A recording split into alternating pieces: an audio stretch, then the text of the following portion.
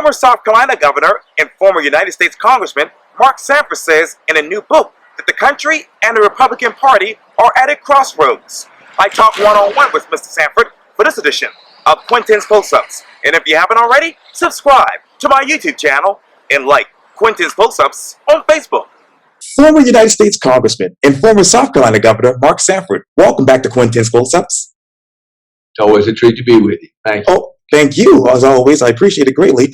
I know that you're making some buzz right now because you have a new memoir out called Two Roads Diverge. And you basically say, hey, the Republican Party and the nation are really at crossroads right now. The book is called Two Roads Diverge, A Second Chance for the Republican Party, the Conservative Movement, the Nation, and Ourselves. And of course, it will be released in hardback and e-reader later this year. What is that movement right now, Mr. Sanford? You said, what is that movement? Yes, sir. Yeah. Well, I don't know. I think that's the bigger question. I think that, as with any crossroads, you don't know where the movement's going. I don't know what's come with the Republican Party of late. I don't know what's come with the conservative movement of late. I do know that they're important. I mean, whether you're Republican or Democrat, this idea of, challenging ideas, of kicking them back and forth, saying, well, I think we ought to go this way. No, I think we ought to go this way. That Socratic process makes us stronger as a country, rather than one party rule on either side. And what we have right now is I think, diminished conservative voice through the Republican Party that I think is harmful, again, whether you're Republican or Democrat. So where is the movement now? I don't know. And that's ultimately what the book is about. And, it's a conversation that we all got to be a part of, because if not, I think it spells real problems for our country and what comes next. What are those ideas that can make this country stronger right now? I think it's going back to the basics. I mean, with all due respect to AOC or Bernie Sanders, when they talk about, a 60 or 70 trillion dollar add-on, it's financially delusional. If you look at the way in which spending ramped up under Trump, and then that's been matched under Biden, we've forgotten that you actually have to pay for things. I mean, you got to do it in your life. I got to do it in mine. Businesses have to do it. But somehow we've fallen into this trap wherein we say, well, government's exempt. But that's not the case. And that's certainly not the history of governments and government finances. Interesting book. This time it's different, written by a couple of authors.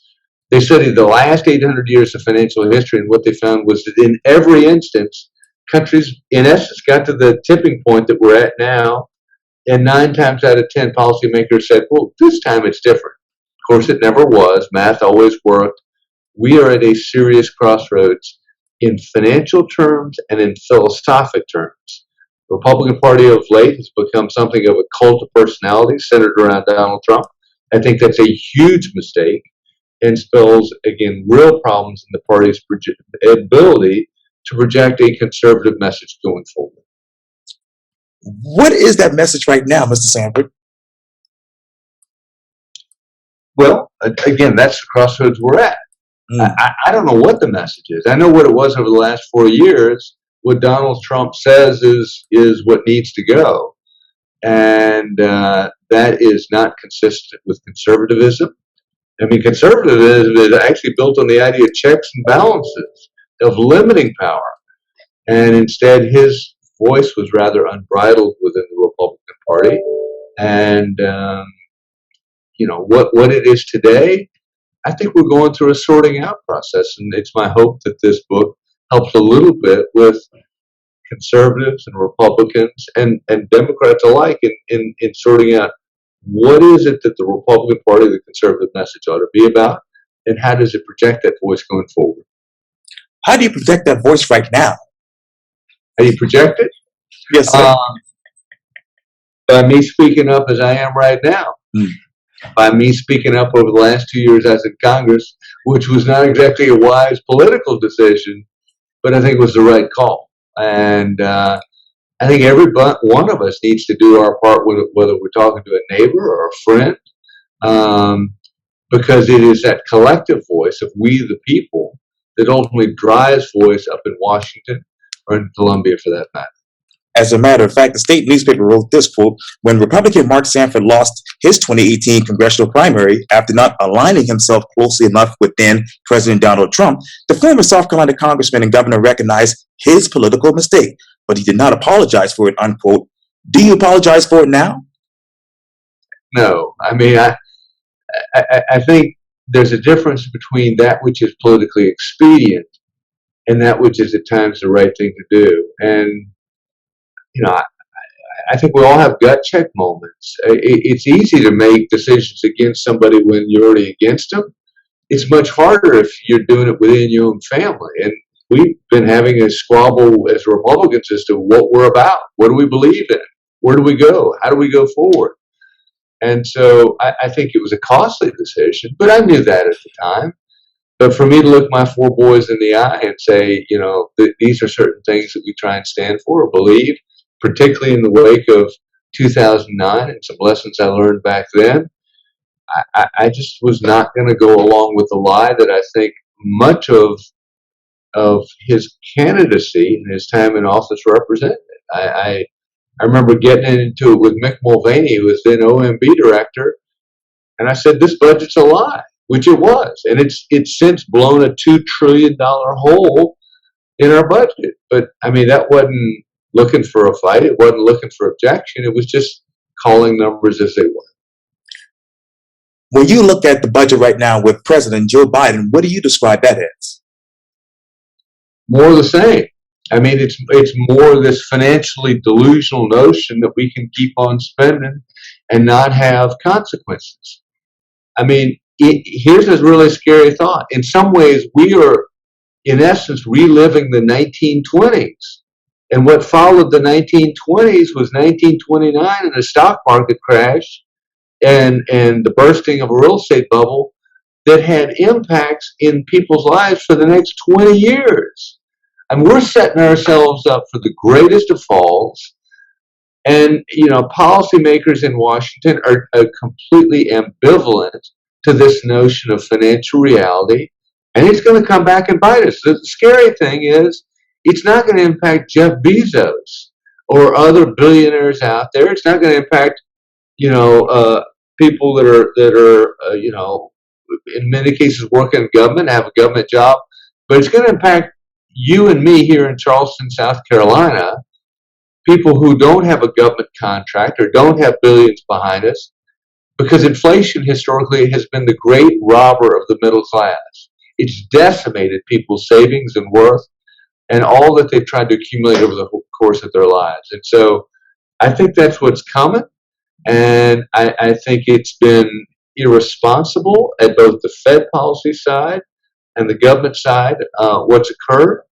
There's been about $7 trillion of stimulus just last year, $7 trillion.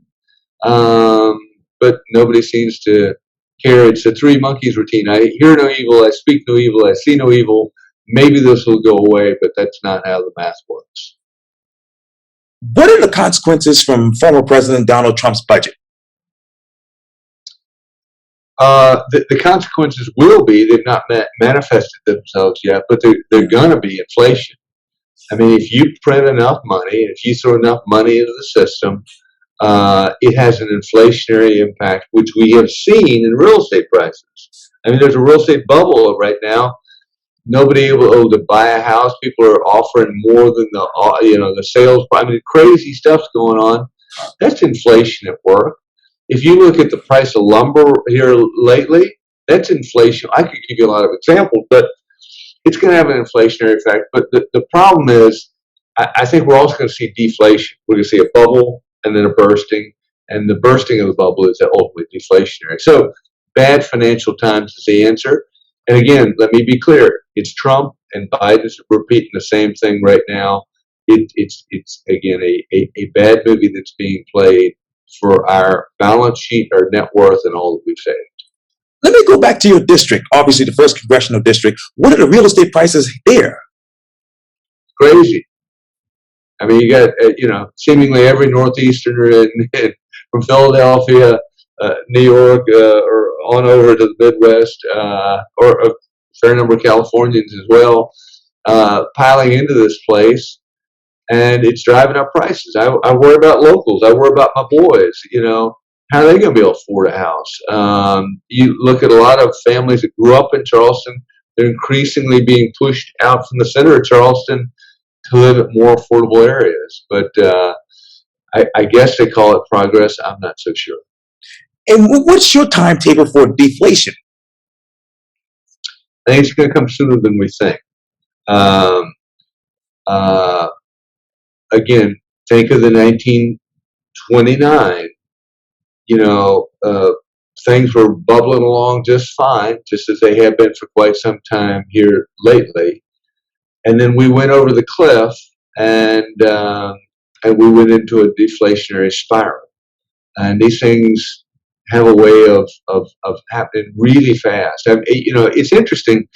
Yeaman's Hall, which is out at the edge of Charleston, fancy golf course. I'd heard somebody within the last 6 months tell me, I didn't realize it was built in the 1920s, just a couple years before 1929, the Great Depression. It was originally planned for like 300 homes or something and 2 golf courses.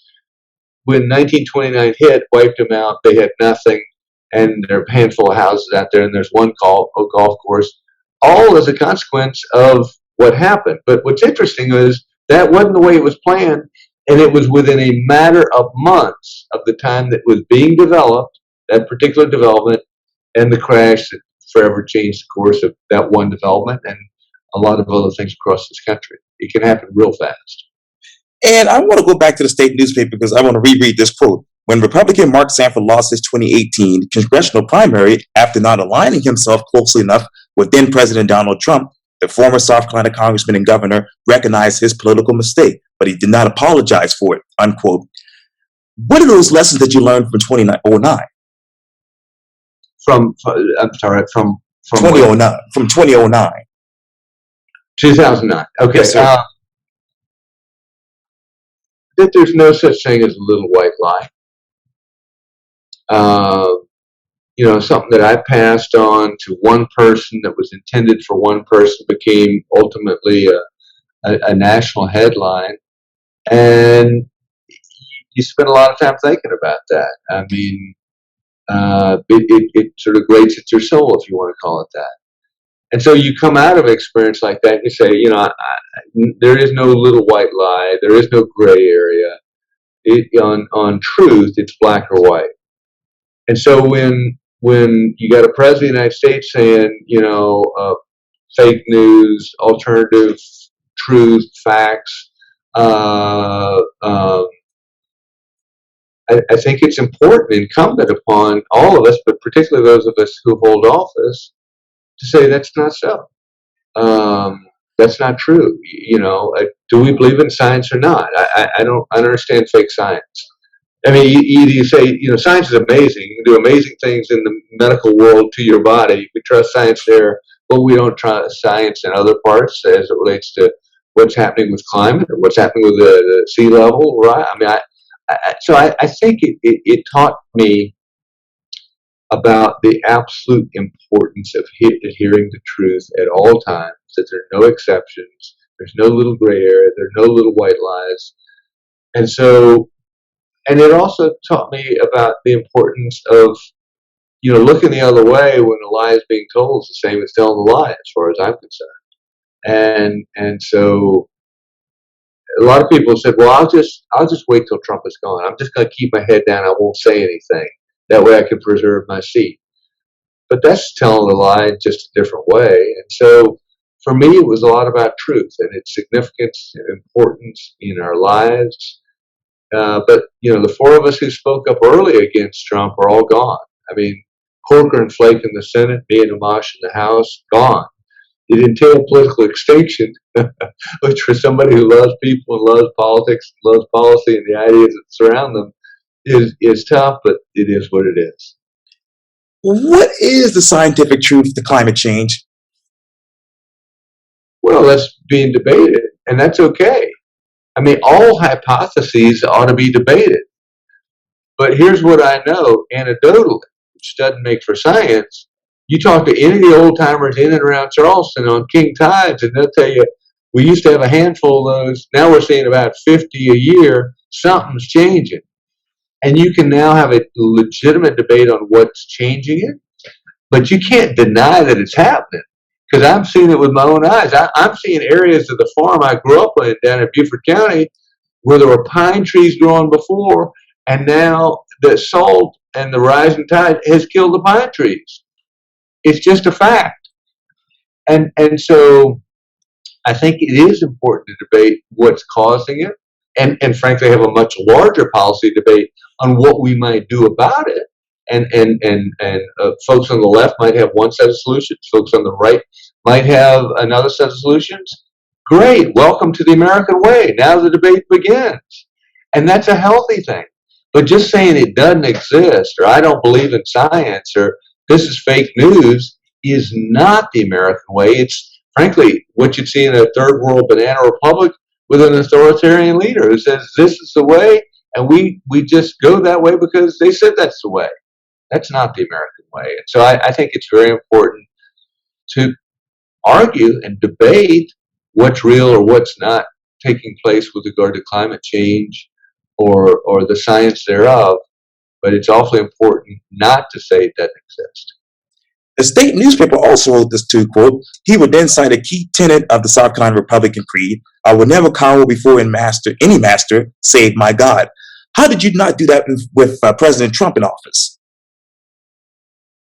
Well, I'm not into cowering before anybody. I mean, I got many faults and many foibles, but the idea of cowering before somebody is just not my thing. So I think part of it's in my DNA, and I think it's in the DNA of South Carolinians. I mean, we're an independent lot by nature. I mean, you could agree or disagree with a bunch of, a couple of cadets firing cannons at a federal, facility out in the harbor, but I mean, we're an independent lot. And so I think, one, it's in our DNA, but two, as an elected official, it's particularly important not to cower before other people. I mean, we have a robust debate of ideas. That's the American system. One party, another party, one philosophy, another philosophy. Let's debate those ideas back and forth. That's healthy. Cowering before somebody because they're the big person allegedly on campus is not good for anyone. And now, as the state newspaper reports, in a new book set to be released on August 24th, Sanford will unpack what he has long described as Trump's cult of personality and the lasting damage he thinks the former president has done on the Republican Party. What are those damages right now? Well, I mean, and let me interject, Sure. The book comes out in August. You can order it today on Amazon or Barnes and Noble or wherever. You can pre-order it. But I think that the damage is real because if you stop and think about it, the young people who started voting Democrat in the wake of the Great Depression, because FDR came in with a robust set of policies and a solution to that which ailed them. When they started voting that way as a young person, it's not like they changed it. I mean, I don't know what kind of toothpaste you use, but you probably don't change it every week. You get used to whatever it is and you go with it. Same with voting patterns. And so the danger here is he turned off suburban women. He turned off young people in mass. I mean, young people said, look, I don't always love my mom and dad, but whatever's going on here in Washington is so inconsistent with what my parents have been trying to teach me, I'm out. And, similarly with suburban women, they were shocked and horrified by some of the tone. I mean, the policy might be right, but the tone was wrong. They said, I'm out. And so we saw some of the electoral losses that we saw in the midterms. And we saw ultimately the loss of the White House, the House, and the Senate during his time in office. And so here's the problem. People get used to voting a certain way. They tend to stay with that. And if you lock in these voting patterns going forward, boy, the Republican Party is going to have a real problem regaining political ground. I think it's important it do so as a reservoir or voice for the conservative movement, which I think is needed in the body politic. If not, you end up with the Bernie Sanders and the AOC saying, let's just spend more And I think that there needs to be a counterpoint to that. Let me ask you this, Mr. Sanford. Who did you turn off in the first congressional district? Well, I turned off a lot of folks. One, just with time in office, you can have some wear and tear. People get tired of hearing one perspective from one voice. But the big thing that tipped me over the edge was I turned off Trump voters en masse. I mean, you looked at the numbers, and that was the change. I spoke out fairly regularly on things I disagreed with regard to President Trump. I wasn't looking for disagreement, but if it came, I wasn't going to look the other way. I wasn't going to avoid it. I wasn't going to stick my head in the sand and pretend he didn't say something outrageous if he did. I think that's what my boys would expect of me. And I think we all play to different audiences. And the audience that matters most to me are my four sons. You know, I would expect that of them. If I'm out of line, I would expect them to say, Dad, what's the deal here? I would expect it at a church, if somebody was out of line, that other church members would say, what's the deal here? I'd expect in a business, if somebody's out of line with the corporate culture, that say, hey, what's the deal here? But we're not going to do that in politics? Give me a break. It just is not consistent with the way in which most of us were raised in South Carolina, particularly being as independent as we've been. But I turned off Trump voters, and that was deadly in that political time. But not just deadly for me, it was deadly for Mosh, it was deadly for Flake, it was deadly for Corker as well. You talk about deadly, but what damage did you do to the Republican Party? Well, I'm sure all kinds of people give you opinion. I mean, I disagree. I don't believe in I don't believe in circling the wagon. It's just, I mean, with due respect to some Democratic friends who are very good on that, that's just not my form of politics. I believe in ideas. I believe in political philosophy, and that's where I come from. But that's not where some people come from. I respect that. I just disagree with it. Let me ask you this. Obviously, a lot of people did not like the tone of former President Donald Trump, but what policies did you actually agree with during your time in Congress? Oh, I agreed with plenty of policies. I voted with him 93% of the time. 93%. So, you know you're living in some kind of solar vortex when you can vote with somebody 93% of the time, which in the world of politics is an amazing accord.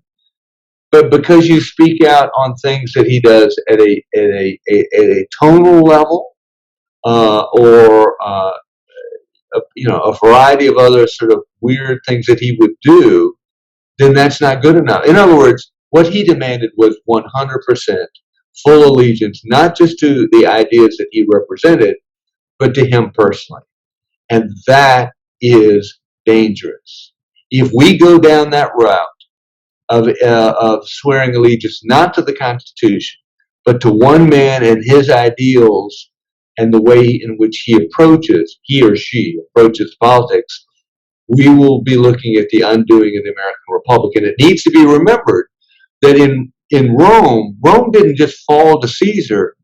There was a period of gray in between the Roman Republic and the empire and basically the different dictators, if you want to call it that ruled that country for a long time. But it didn't happen overnight. It went through an inflection point just as we're going through in this country right now. And that's what this book talks about in part, which is the danger of the very environment that we're in, because it can go either way. We can go the way of the Roman Republic morphing into the Roman Empire and Caesar and, again, a whole host of despots that led the place going forward. Or we can go back to some of what made America great in the first place, and that means a return to some of the ideals that's made this country great. It's the very thing that de Tocqueville talked about when he talked about America. I mean, that we were unique from the standpoint of cultural norms and institutions and traditions. And when the President of the United States goes out and says basically that the media is the enemy of the state, you're talking about tearing down one of, again, those institutions that were embedded by the founding fathers that were designed to protect our very way of life and the balance of power that they wanted to see in place rather than too much power being in one spot. So I think we've been playing with fire. We will see how we go forward.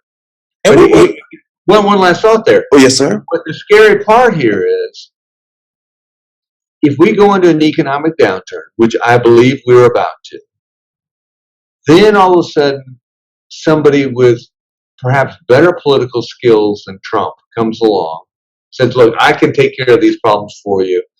You may have to give up a few freedoms, but I'll take care of it for you. We've now set the stage with a Trump figure for an even better Trump-like figure going forward, which is exactly what Hayek talks about in The Road to Serfdom, where he talks about basically the rise of Hitler in post-World War II Germany. I'm not saying that Trump was Hitler, but I'm saying he could be a precursor to that very phenomenon taking place in the United States, which is what we all got to watch out for. And I'm probably saying it wrong, but what was the inflection period before? Well, when did it start in your mind? I think it's been brewing for a while. I mean, I was there. I was sort of Tea Party when Tea Party wasn't cool, so to speak. I remember folks getting ginned up about, again, not a personality, but ideals in the form of the Tea Party. I remember them being over in the courthouse. I spoke to them back in 2008. Big group gathered talking about this is crazy. So there's been a little bit of ricocheting. So I'd say Tea Party in reaction to Obama. Then you had 8 years. Some of those folks got more and more ginned up about Republican Party being weak, but not pushing back enough. And then a strong man comes along, Trump, and says, "Look, I'll be strong. I'm politically powerful. I'll make these things happen." This is the same guy who said, "If you elect me, I will eliminate the debt over the 8 years that I might be in office." Music to people's ears. In fact, a complete lie. He did the opposite. Spending went up dramatically and debt went up dramatically during his time in office. But he told people what they wanted to hear on that front. So it's been brewing for a while. But, again, we're unleashing things that can come back to bite us. When we begin to play with cultural and institutional frameworks of our government, in other words, we're not just the Congress, the judiciary, and the White House. We are a host of institutions that are in essence the rubber and the glue that hold those big bodies together. And they've been challenged as never before over the last 8 years, and I think that's dangerous. But all of it combined puts us in this sort of tipping point that we're in, to answer your question. And I hate to be redundant, but did you, in your mind, push back enough during the Trump years? No, you can Monday afternoon quarterback yourself to death. And what I tried to find was a middle ground. I agreed on policy. I voted on policy. I wasn't going to say I don't like that guy, therefore I'm going to disagree on policy. And then I tried to pick my fights. Republicans would say I didn't pick them carefully enough. I, engaged in too many fights with Trump. Some Democrats would say I didn't pick enough fights with Trump. I mean, it's all a matter of perspective. But I tried to pick a measured middle ground where I agreed on policy, I voted that way. Where I disagreed on particularly tone and approach and the suggestion that media was the enemy of the state or certain institutions that have been part of our fabric for 200 plus years, where I disagreed on those things, I spoke up. And so I'd say I was squarely in the middle, which is a horrible place to be in politics. Wasn't fully for Trump, wasn't fully against Trump. I picked out where I agreed with him, went with him, and where I disagreed, I disagreed. Let me pivot for just a second. As you know, current United States Senator Tim Scott obviously relaunched his re-election bid in North Charleston this morning. And in his speech, according to Caitlin Bird with the state newspaper, Scott described the 4 years of the Trump presidency as, quote, the good old days, unquote. I like Tim, but I disagree with Tim on that one. It's not good old days when you're when he was candidate at the time, when a candidate for president of the United States is picking out somebody in the crowd saying, would somebody, hit that guy? He's got a loud mouth. Hit him, and I'll take care of your legal bills. That's crazy. Those aren't good old days. Those are bad old days. When you got, again, rule of the mob or somebody inciting a crowd. You can look at a lot of different ways, but for me, January 6th was sedition. Any way you call it, look it up in the dictionary. The word sedition. If you incite a crowd, say, let's go on down and I think the electoral process is a joke. I think this election was stolen, and let's go down to the Capitol and correct this at the very time that they're basically codifying what had taken place at the Electoral College. That's sedition in my book. Those ain't good old days. That is a challenge to the American way of life. So respectfully, I disagree with Tim on that.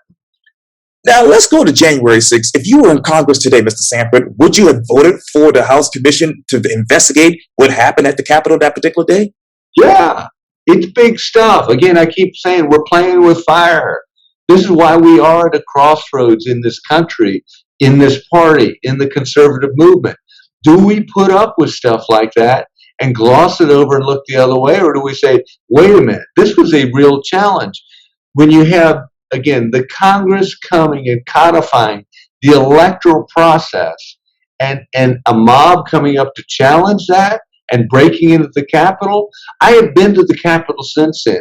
I have seen with my eyes the broken windows, the plywood put up on window. It's frightening. It's sobering. I write about this in the book.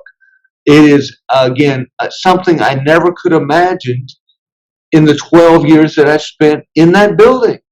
So I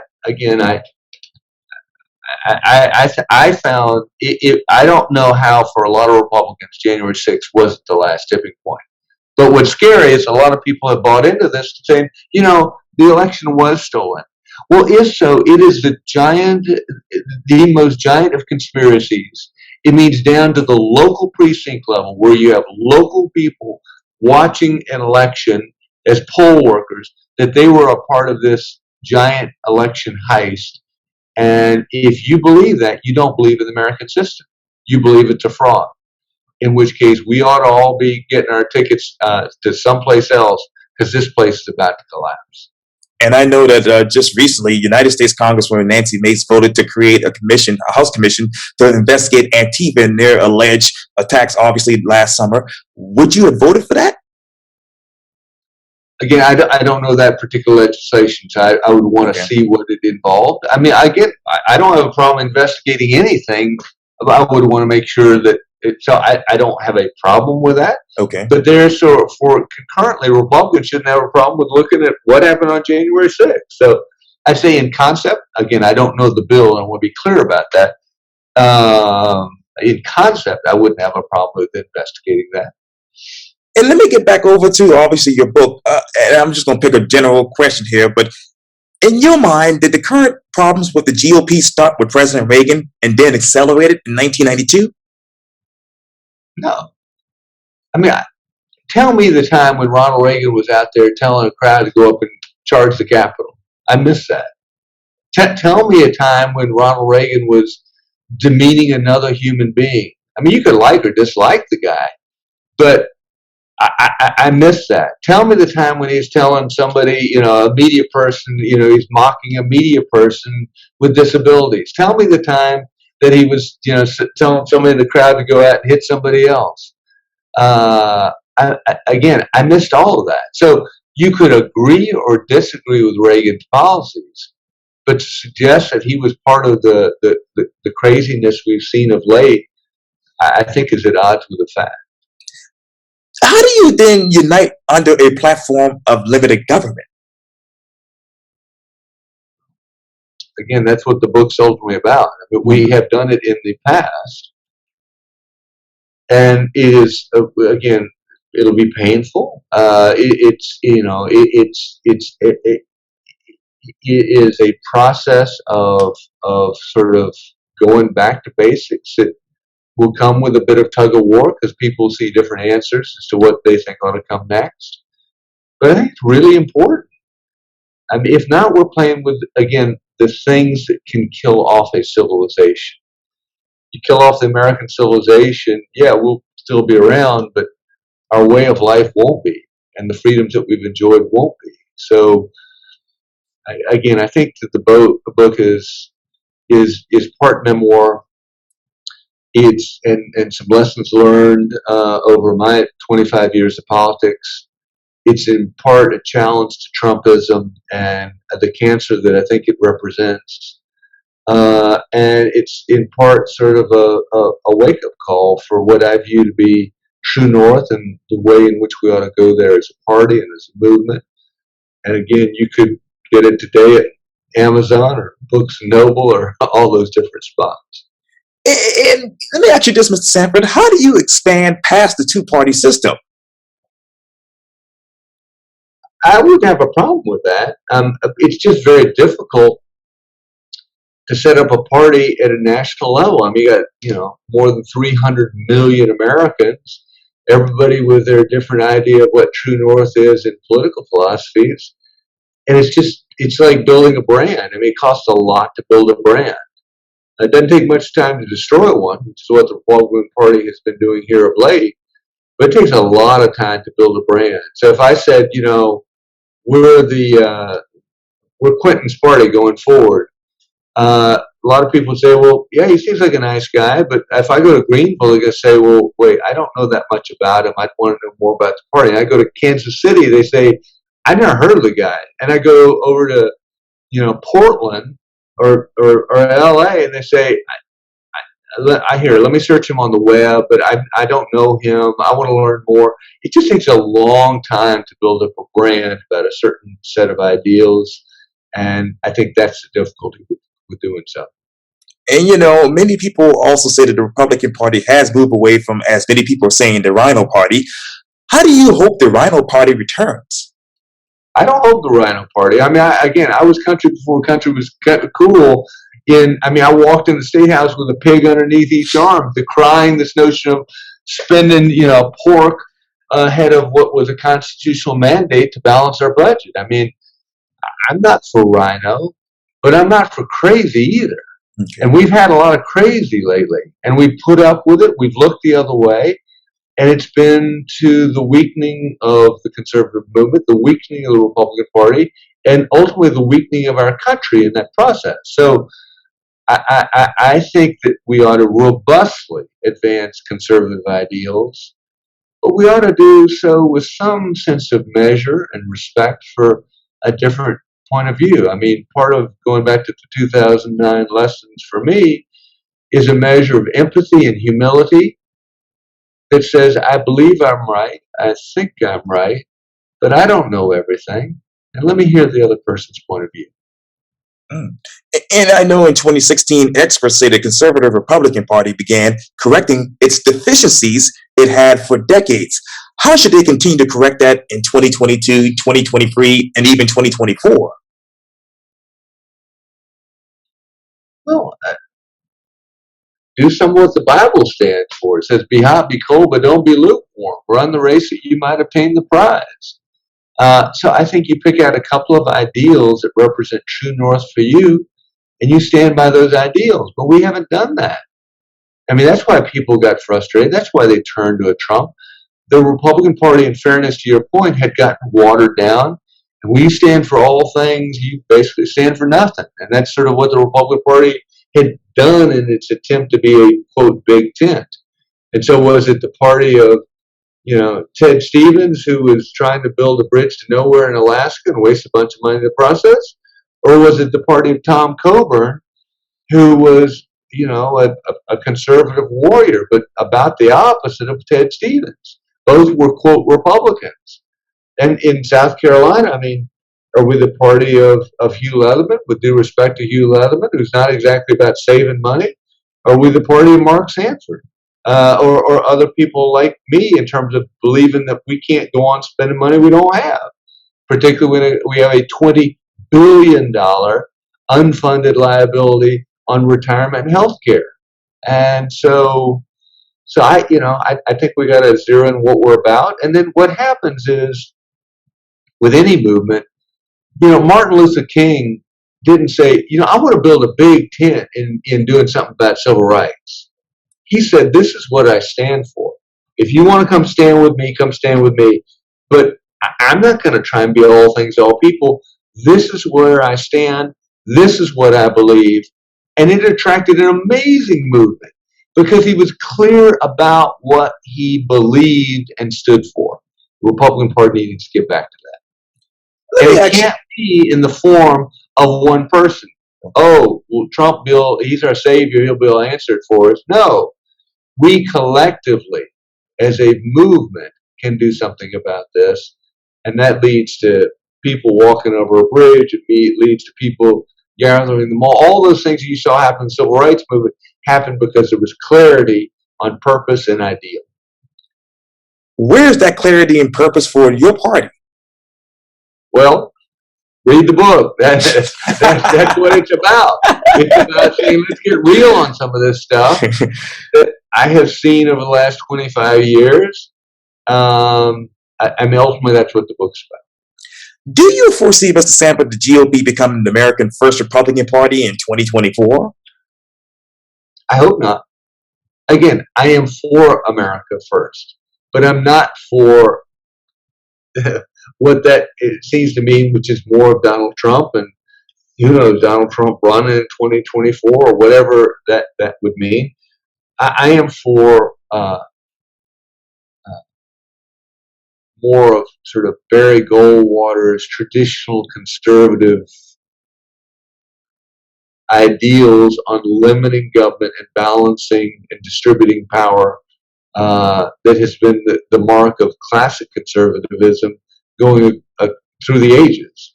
I mean, this is a tug of war that's gone through the ages of collectivism versus not, on the power of the individual versus not. So this is not a new battle, but it's one that needs to be rejoined here within the Republican Party, within the conservative movement, and in the country as a whole. Now, earlier you talked about the spending that really went up during the President Trump years, as many people describe, and many people talk about limiting government. Oh, yes, sir, and Biden, yes, sir. And many people talk about limiting government, but the Republican Party had both houses of Congress and the White House and added $3 trillion in new debt to the national debt. Where was the limited government then? It wasn't, which is why Google me and Mick Mulvaney getting into it in a budget hearing, right, and me saying this budget is a lie. I don't know how it could be more emphatic than that. When you're talking to the OMB director who's trying to sell this financial mirage, and you're calling him on it. You're saying this budget's a lie. But literally, people could Google it right now. Mark Sanford, Mick Mulvaney budget hearing, and they'd see what I had to say back then. So this is not new music from my end. I was saying it during that very time, and I'm saying it now. Now, if you believe in all the same things that most Democrats want, why do you call yourself a conservative? Well, again, I don't believe in all things that most Democrats want. With the due respect to Bernie Sanders or to AOC, they ain't exactly about fiscal responsibility, period.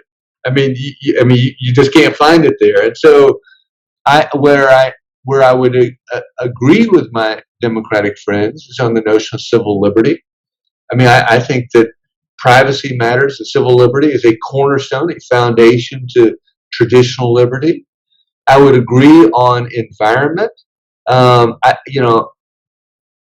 that isn't a Democratic issue. It's just one that Republicans have abandoned of late. But it used to be a Republican issue. Teddy Roosevelt started the national park system. He built an amazing system, and he believed, as I believe, that being conservative, which I am, shouldn't apply just to your financial resources.